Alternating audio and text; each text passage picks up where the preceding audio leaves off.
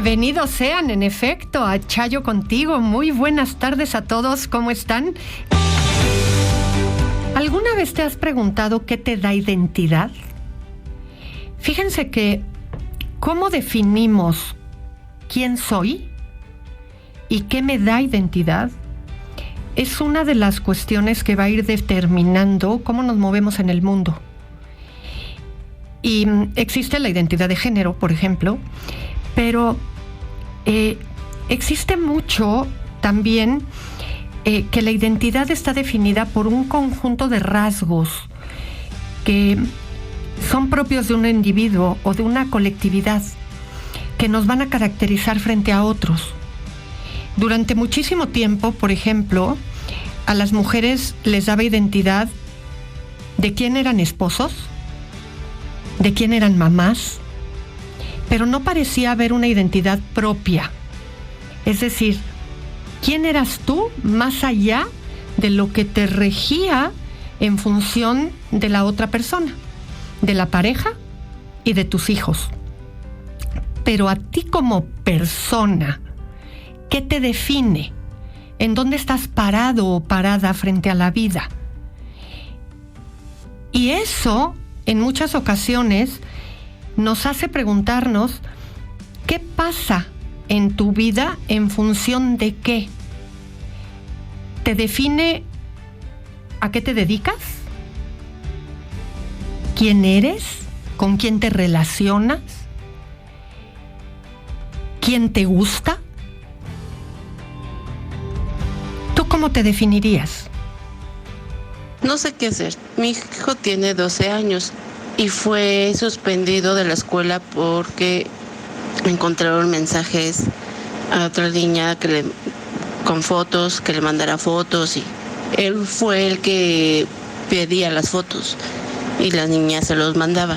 Entonces fue suspendido. Y yo voy por su hermano a la secundaria y él me acompaña. Entonces igual caché que le había mandado unos mensajes a otra niña que se le regalaba unos besos, y la niña le comenta que pues no, porque ya no va a la escuela, y él le dice no te preocupes, en la salida. Entonces al ver estos mensajes le pregunto a mi hijo que qué pasa, si no había entendido que eso estaba mal, o sea, no tenía la edad para estar haciendo eso, no sé cómo guiarlo. Sin duda alguna, esto es parte de algo que está pasando entre los chavos. O sea, es algo común y tiene que ver con esta gran exposición que tienen al uso del teléfono celular. Recordemos varias cosas. Primero, los niños aprenden por repetición. Entonces, es algo que vas a necesitar estar reiteradamente repitiendo. Segundo, no nada más tenemos nosotros que sermonear. Necesitamos también sentarnos a escuchar qué pasa, qué te mueve a hacerlo, qué es lo que estás buscando a través de esto, qué te hace sentir esto, porque claramente está buscando aceptación, está buscando sentir que importa a los otros chicos, que está tratando de medir, saber que le importa a las niñas, que se siente bien esto, y hay que crear empatía con ellos. Es decir, hay que hablar acerca de, yo sé que te quieres sentir importante, que quieres sentir que les gustas a las niñas, que es parte de un intercambio, y eso entiendo que lo quieras y que esto te guste. Pero hay maneras apropiadas de hacerlo y estas no son las formas adecuadas. Tercero, tiene que haber consecuencias. Me queda claro que no ha habido restricción con el celular, porque pues han seguido habiendo intercambios a través de los mensajes.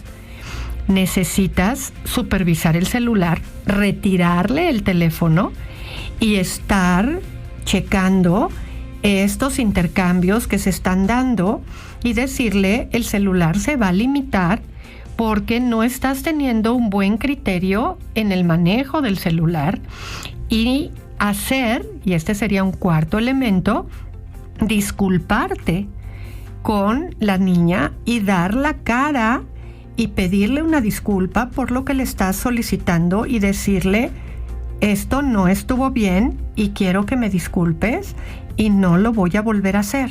Porque cuando pasan por la pena de tener que dar la cara, empiezan a limitar estos comportamientos.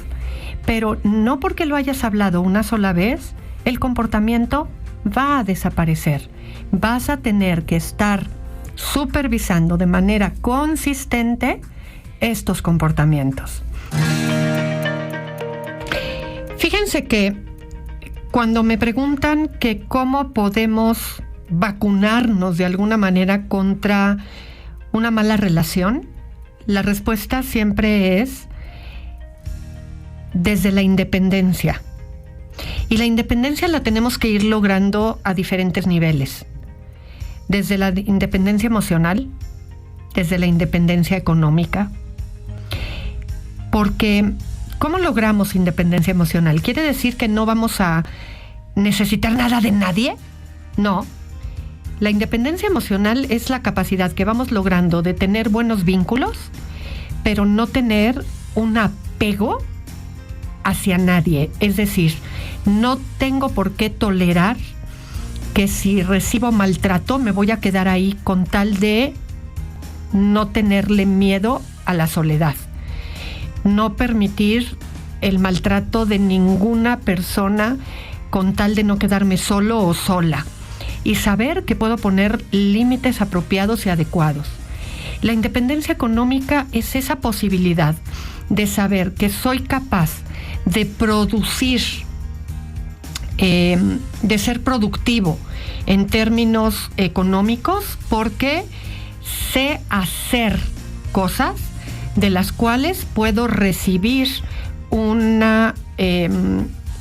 beneficio económico, y que en caso de que pudiera pasarle algo a mi pareja, puedo ser capaz de trabajar para lograr recibir un salario y poder sacar adelante lo necesario para poder valerme por mí mismo, y no necesariamente con los grandes lujos, pero sí no quedarme atrapado en una relación. Y esto es bien importante. Así es que pregúntatelo siempre cuando vas a tomar una determinación. Y es un tema del que tendremos que hablar con mucho detalle y con mucha frecuencia aquí en Chayo Contigo. ¿Alguna vez has pensado qué importante es enseñarle a los niños a esperar? Cuando esperamos, porque nos pasamos la vida esperando, esperando a que pase el micro, esperando a que te atiendan cuando quieres comprar algo, esperando a que llegue el día de tu cumpleaños, esperando a que empiece el programa, esperando a que termine, esperando a que llegue la hora de algo que has venido deseando que suceda. Todo el tiempo estamos esperando. Nazca tu bebé, esperando a que crezca. Todo el tiempo estamos esperando algo.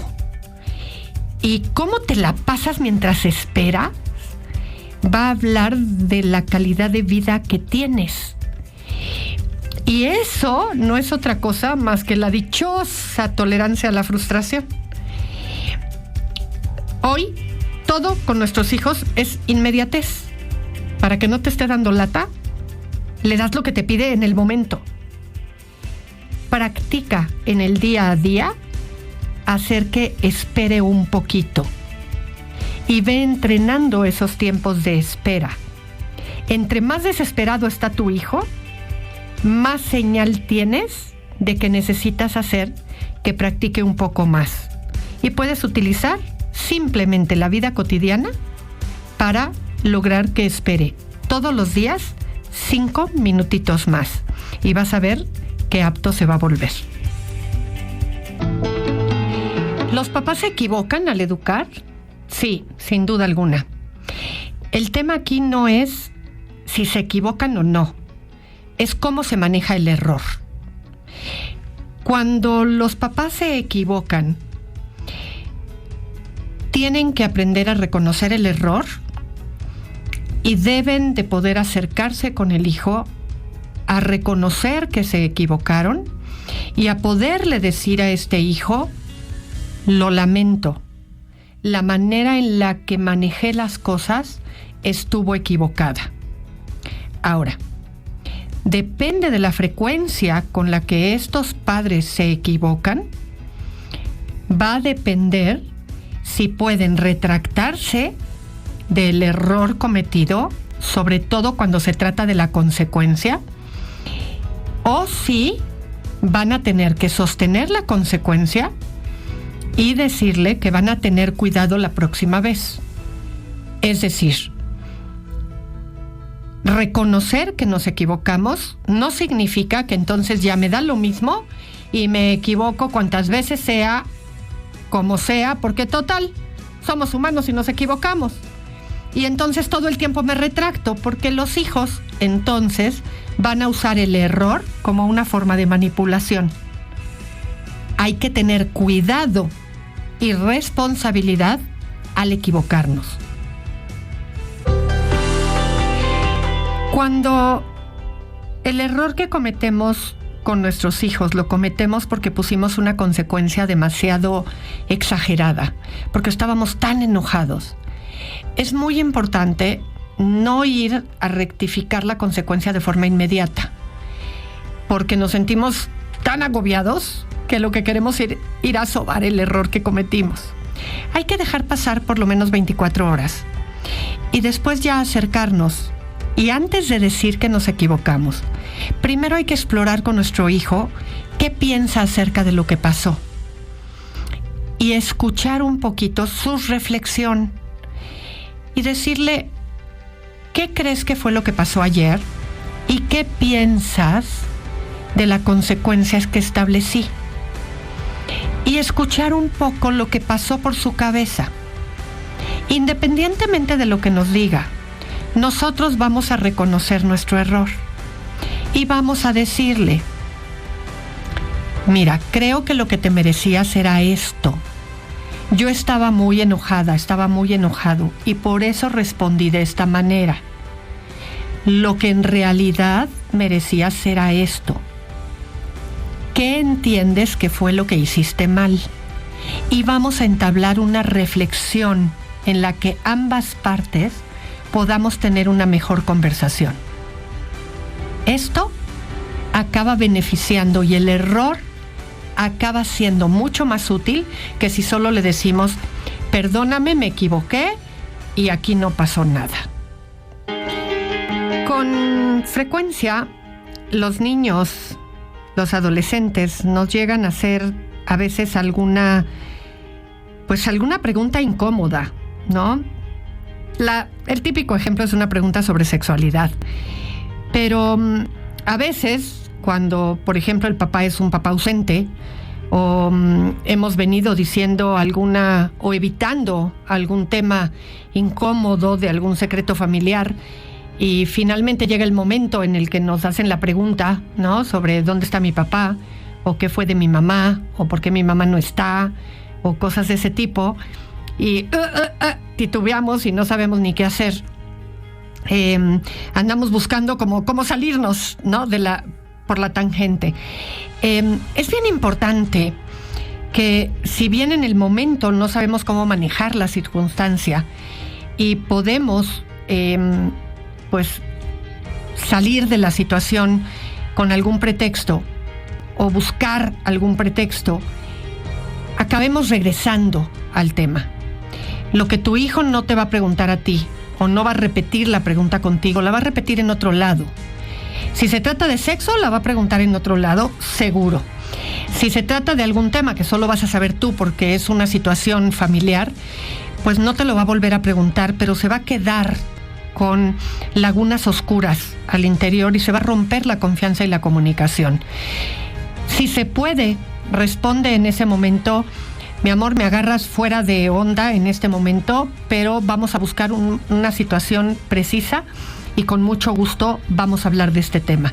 Y después, busca la ocasión, asesórate si así es necesario y busca el momento, acércate, saca el tema y responde.